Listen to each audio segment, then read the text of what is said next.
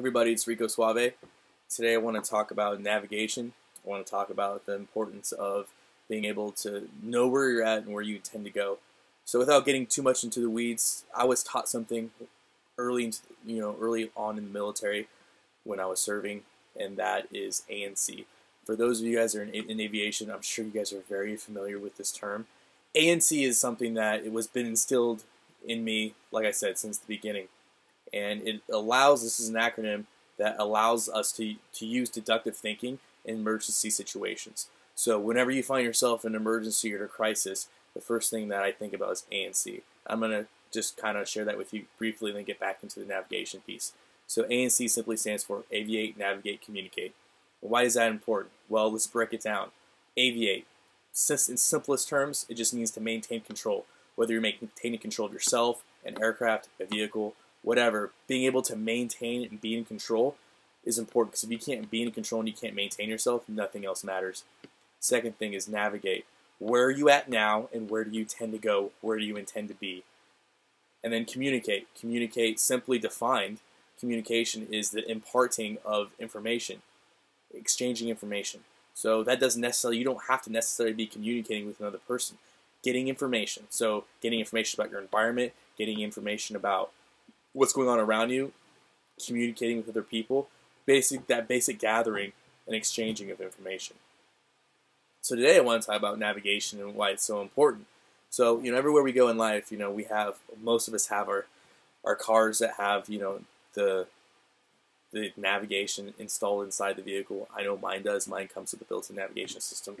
We all have our high-tech smartphones, that can pull up a map and just tell us exactly where we need to go and how we need to get there. Totally understand that. That's great.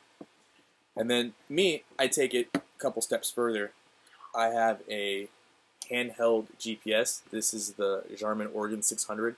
Now this thing is great. This thing is definitely overkill for what I need, but I'd rather have it and not need it than need it and not have it. This thing does a great job giving me a good sight picture. What do I mean by sight picture? I mean, if you were to drop me off anywhere in the world, I can turn this on, connect to a satellite, and it's going to tell me where I'm at. And then if I need to go somewhere, I can go from point A to point B. And the important part of that general impression, getting that sight picture, is I can see what's in between that, point A and point B. So I know the topography. I know how dense the topography is. I know if there's any kind of natural or, man-made structures in their way, points of interest. I can tell, with their bodies of water, if there's any kind of, streams that are nearby. I can get the elevation. I can get a lot of good information. I can get satellite pictures. I can get just an overall digital map. It allows me to do a lot of things. And then the other aspect I really like is the geocaching. I love the geocache. I'm a geocaching son of a gun. I think it's great. I think it's fun. Geocaching is awesome. So this thing can hold 4 million different geocaches. Like I said, way overkill for what I need. They definitely have a lot cheaper systems out there that would suffice for what all intents and purposes I'm using it for. But like I said, I'd rather have it. I'd rather need it.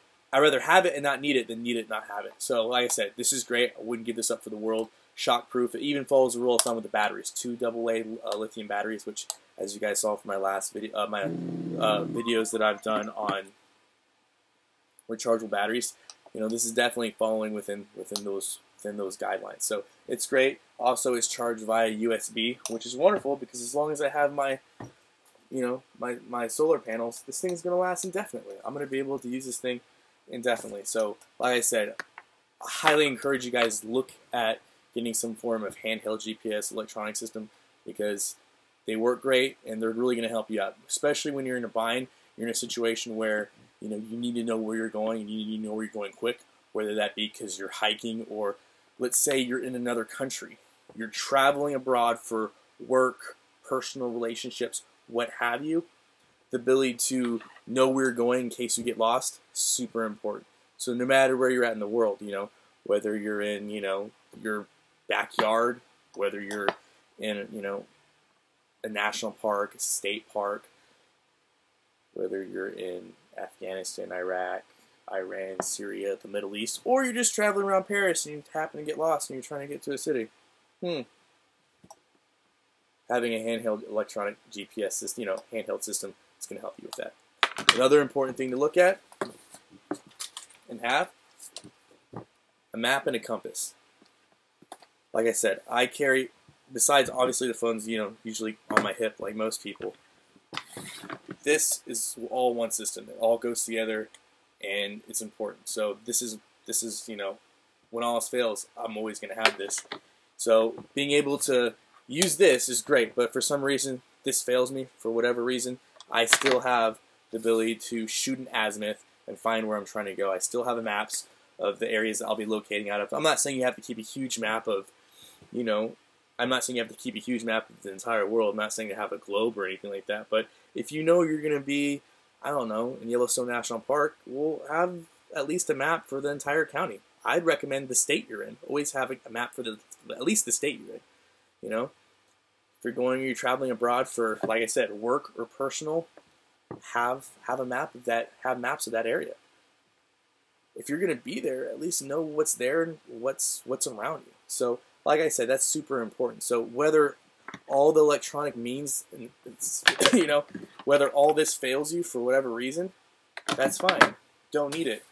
I have the knowledge and the know-how to use traditional systems that people have been using for hundreds of years and still get where I'm going.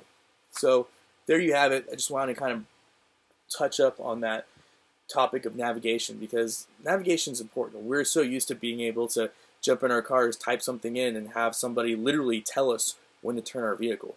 And 500 feet, turn right. But what happens if we're in a situation where we don't have those abilities?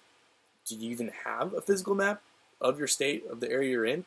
If you don't, well, you're wrong. So think about getting those different features. Like I said before, I'm not telling everyone to go out and get, an Oregon 600, but if you have the resources to get one, or have the resources to get, similar products that are cheaper or more expensive, what have you, I highly recommend investing in that, because that's what that is. That is an investment.